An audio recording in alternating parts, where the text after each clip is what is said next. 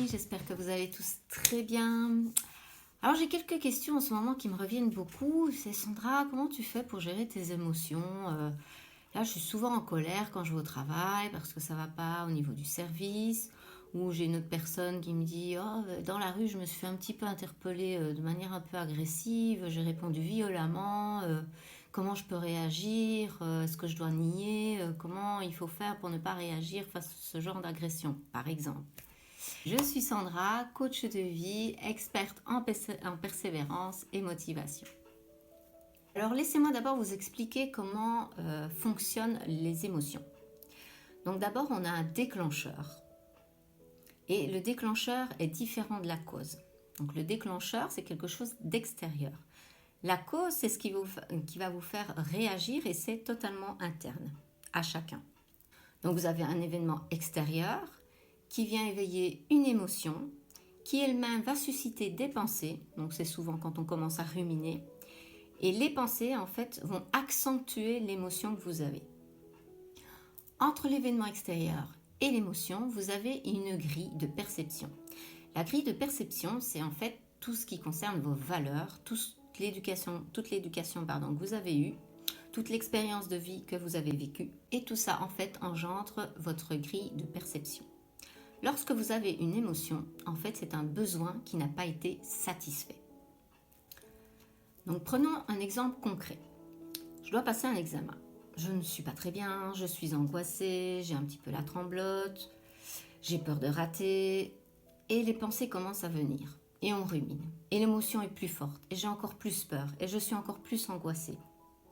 Et là, je suis en train de me dire, ben, mes parents avaient raison, finalement je vais arriver à rien, je ne réussis jamais quelque chose, je ne vais pas pouvoir faire quelque chose de bien de ma vie. Donc là, en fait, c'est la cause. Et la cause, finalement, c'est un besoin qui n'a pas été satisfait. Et là, en fait, c'est le besoin de reconnaissance. Nous avons tous des besoins divers. On a le besoin de reconnaissance, de liberté, de plaisir, d'appartenance. Est-ce qu'on peut agir sur ces 4 éléments? Donc le premier, l'événement extérieur. Est-ce qu'on peut agir sur l'événement extérieur? En général, non. Mais dans certaines circonstances, oui. Par exemple, vous êtes dans un groupe où les gens n'arrêtent pas de vous casser vos rêves. Donc vous avez un projet professionnel, je ne sais pas, un projet de vacances un petit peu farfelu et qui pourrait vous coûter très cher. Et les gens vous disent mais non, mais tu es complètement inconscient, est-ce que tu te rends compte de ce que tu vas faire, c'est trop dangereux, c'est trop coûteux. Et ces gens-là en fait sont des casseurs de rêves. Donc si vous pouvez vous en éloigner, c'est très bien. Si vous pouvez même vous en écarter totalement, c'est encore mieux. Ça, c'est à vous de voir, selon les circonstances et les conditions, bien entendu. Le deuxième élément sur lequel on peut travailler, c'est la grille de perception. Donc, comme je vous ai expliqué tout à l'heure, la grille de perception, c'est toutes vos croyances limitantes, c'est l'éducation, l'expérience que vous avez vécue, etc. Donc, on peut travailler là-dessus. Donc, on a plusieurs outils, notamment la PNL, qui est un outil très intéressant que l'on peut utiliser pour travailler un petit peu ces changements de croyances. Là-dessus, je vous ferai une autre vidéo si cela vous intéresse. Ensuite, le troisième élément sur lequel on peut travailler, ce sont les pensées. Essayez d'avoir des pensées un peu plus positives, d'être plus concentré sur ce que vous avez déjà et qui est positif dans votre vie. Le quatrième élément sur lequel on peut travailler, ce sont vos besoins. Alors, pour savoir satisfaire un besoin, il faudrait déjà savoir quels sont vos besoins là actuellement sur le moment présent. Si je prends l'exemple de quelqu'un qui travaille sur un dossier depuis très longtemps, on va dire 1 mois, et que c'est non-stop, parce que c'est quelque chose de très important pour obtenir peut-être une promotion ou un nouveau client, n'hésitez pas à un moment de faire un break et de satisfaire votre besoin de plaisir.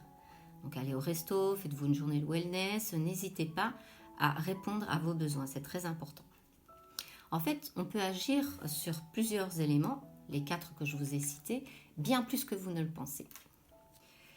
Puis ensuite, de manière générale, finalement, il y aurait 3 leviers si vous voulez en fait pouvoir agir sur vos émotions sur le long terme.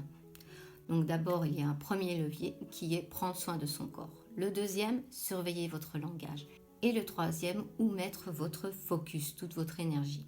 Donc le premier, au niveau du corps, prendre soin de son corps, c'est avoir une vie, une hygiène saine, une nourriture saine, c'est faire du sport, c'est vous reposer, avoir quelques exercices de respiration. N'hésitez pas à prendre soin de vous au niveau corporel. En fait, si vous changez votre physiologie, votre manière de penser et de réagir sera différente aussi. Mais tout ça, ce sont des nouvelles habitudes que vous devez prendre et c'est sur le long terme que ça va pouvoir agir. Le deuxième levier qu'on peut utiliser, donc le langage, surveillez votre langage, qu'il soit un peu plus enthousiaste, un peu plus positif. Arrêtez de vous dire je vais essayer d'être à l'heure ou non, soyez à l'heure tout simplement. Je vais peut-être réussir cet examen. Non, vous allez réussir cet examen. N'hésitez pas à être beaucoup plus positif, même dans le langage que vous utilisez contre vous, vous-même. Qui ne s'est jamais dit oh là là, qu'est-ce que je suis conne, quoi, j'arrive pas à faire ce truc-là. Non, utilisez un langage plus positif. Pour l'instant, je ne comprends pas, c'est pas grave, je vais me renseigner. Voilà, c'est le genre de vocabulaire que vous devez plutôt utiliser. Donc le troisième levier, c'est où mettre votre focus, donc toute votre énergie. Arrêtez de vous saboter avec les choses que vous ne souhaitez pas. Si j'ai pas envie de souffrir, je n'ai pas envie d'être malheureuse, je n'ai pas envie qu'on me trompe. Non, c'est pas du tout le langage qu'il faut et qui est approprié.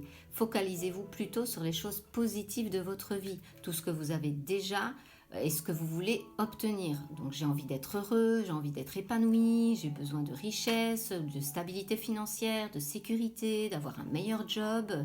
Voilà, restez dans le positif un maximum. Et pour terminer cette vidéo, je vous propose une citation de Napoléon Hill, un écrivain que j'adore énormément.